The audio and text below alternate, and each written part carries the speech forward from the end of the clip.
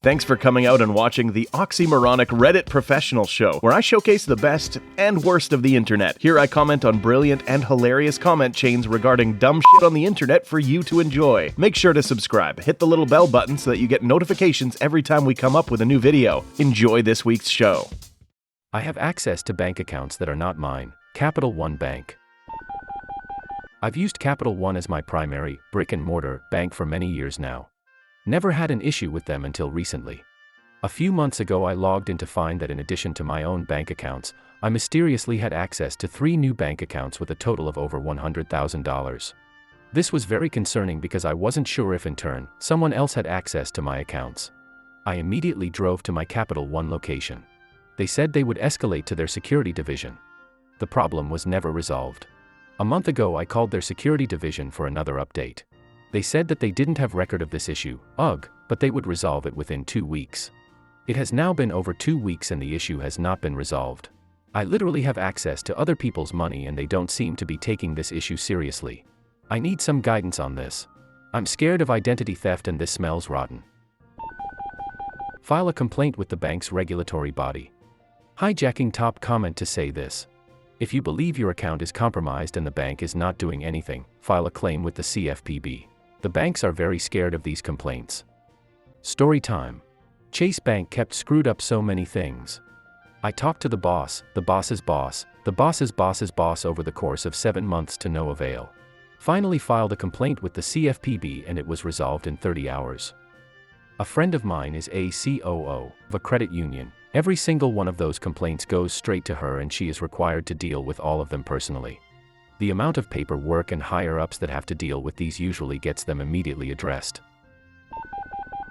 A few years ago Capital One sent me unsolicited checks for cash advances out of my credit card.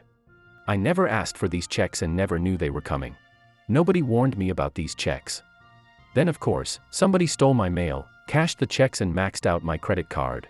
I don't even use the card, so the only way I noticed was when I started making minimum payments on it. Of course I called them and sorted it all out, but there is no way in hell I would ever trust Capital One with my actual money, if they are so careless with their own money. Yeah, it's pretty scummy.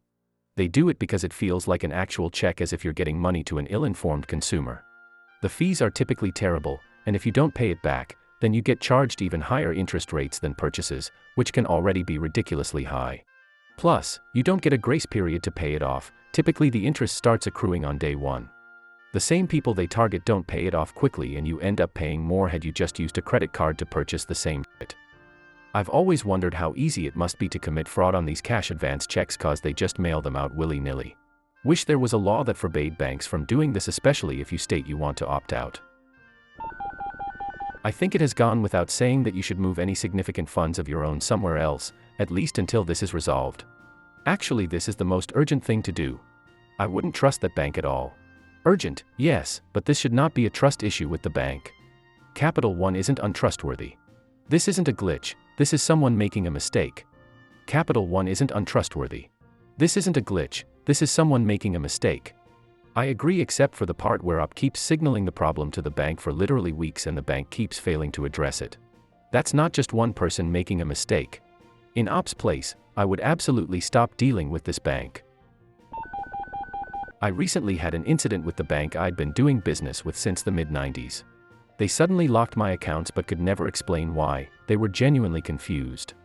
They tried to get me to verify my identity over the phone but couldn't get their system to send a text MFA to me. On one call they decided to forego it and send via email. On another they refused to do the same until 20 minutes of arguing. Pandemic. I didn't want to go into the office, convince them otherwise. On a third call they tried telling me that the lock was due to my girlfriend's bank rejecting my transfer. WTF, why would you lock my account? Just BCS for was rejected. I finally had to go into the bank and talk to the bank manager. He placed about 3 more calls into the helpline.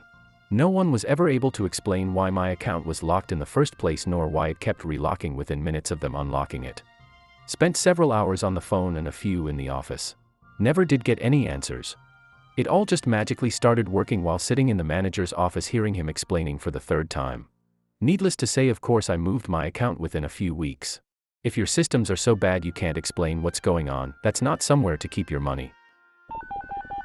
Yeah, that's especially concerning since accounts are generally linked to online banking via social security numbers. Is it possible that a family member added you as a joint account holder? If not, someone either entered their SSN wrong and entered yours, is using your SSN, or something is very wrong with Cap One's tech. Either way, I would continue to call back and impress the urgency upon them. Definitely not anyone I know. I can see the two primary account holders and they share the same last name, but they are people I don't know. I even asked all my relatives if they knew these people and no one has knowledge of them. I googled the names and there is someone in Florida and someone in Brazil with that name. It isn't a very common last name. That's super concerning. I would think the likely culprit is maybe someone relatively new to the US and typed their social incorrectly. You could maybe check this by seeing if the account history starts when you were able to initially view it or if it goes back further. If account history goes back way before you were able to start viewing it, it's likely some technology issue. Problem is, most of the customer service reps you talk to will probably not really know what they're doing or won't take you super serious because they think it's a mistake on your end. Call back repeatedly until fixed because, like you said, if you can see theirs, then there is a chance that they can see yours. Tell Capital One that you will close all accounts if they don't resolve it immediately. Actually do it if they don't. I'm already working on it regardless of the outcome. This isn't cool. If you can see their account info, can they see yours? Capital One has assured me they cannot see my accounts, but not sure how much to trust their customer service department at this point. Update 1. I've been on the phone with Capital One for the last hour, being transferred from department to department. I do think they are starting to take this seriously though. I really appreciate everyone's guidance. Thank you. I am also in the process of transferring money out of my accounts into my secondary bank as a precaution. Capital One has assured me that the other people do not have access to my accounts, but I want to play it safe. Many of y'all have joked about messing with the other accounts, but I won't do that because I don't like playing with fire. I'll post another update if I get anywhere with Capital One today. Otherwise, I will post a complaint with the several regulatory bodies you guys have suggested. Update 2. I was finally escalated to someone in their management staff, whatever that means. They said this type of issue typically takes 20 business days to resolve from the time the case was officially opened. He said I should expect the issue to be resolved in the next few days and that I would hear back from them directly once it is closed. I did document the case number as well as the names and departments of the two primary people I spoke with. I will go ahead and file a complaint with the OCC and / or CFPB. Update 3. I filed a complaint with the OCC. Update 4. I filed a complaint with the CFPB. I need to step away from my computer for a while, so no more updates until I hear something from someone. Thank you all for your guidance. Update 5. A lot of you have asked whether I can see the other people's PII. The answer is yes. I can open up each of those accounts, see their names, their address, their spending history, and even look at pictures of their cashed checks with their signatures on them. Update 6. Final update. Looks like this got sufficient attention and Capital One's Escalated Solutions team called me this evening confirming everything has been resolved. I have checked my account online and everything looks good. Apparently the primary account holder for these mystery accounts named me as the power of attorney. Supposedly I share the same name as the person they actually intended on naming as the power of attorney. This is crazy considering I have a very rare name. Apparently I've had access to these accounts for much longer than I realized, but they assured me that no one ever had access to my accounts. For the person I spoke with, their legal team also notified the primary account holders. Boy, I would have loved to be a fly on that wall. I have also taken fastidious notes about this whole process and requested a formal letter from Capital One explaining all of this and the final resolution. I'm just glad this is hopefully all behind me. You can't imagine the amount of time I spent on the phone with Capital One today. A very similar thing happened to me when someone opened an account with the same SSN as me. Our names, sex, address, etc. were all different, yet once this person opened an account to purchase a car, all of my information got replaced with this dude's information.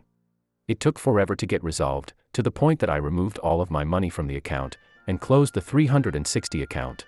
It took so long that this guy was able to open another credit account and I could see it all. It was just absolutely terrible and I was terrified that my information could just basically be erased when someone opened an account with my SSN. I had to report stolen identity and put all those credit security things in place. But this story of yours is just so familiar, especially with your last update number 6. First off, sorry this happened to you, but wow, what a thrilling read. 2 things that I'm shocked about after having read the whole story and all updates. By way of background, I have had access to financial account systems at various banks and brokerages for about a decade. I'm shocked that when you first raised this that any rep at the bank couldn't pull up the account and see your name listed as POA and just say, "Oh, you can see these accounts because you are the power of attorney."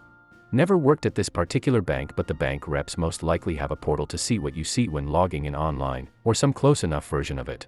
So they'd open this online banking portal mirrored to your username or whatever, then pull up the specific account you are pointing to, and then see who is authorized on the account. And that's when they'd see your name there with a roll of POA, and transfer you to the next department without disclosing this minor detail that solves the entire mystery. I am also shocked that their online banking system matched you to this account simply by name. Are you sure they didn't list your SSN under the POA or account in any capacity? In my experience using SSN, never name, as the unique identifier is always how an account ties into a certain online banking profile. Or maybe the SSN first maps to some other customer ID first, but ultimately it's the same concept in the end. If you enjoyed this week's effective way to waste time, hit that like button and subscribe for more content like this. If you are enjoying the series, leave me a comment below. A special shout out to the content creators. You frickin' rock.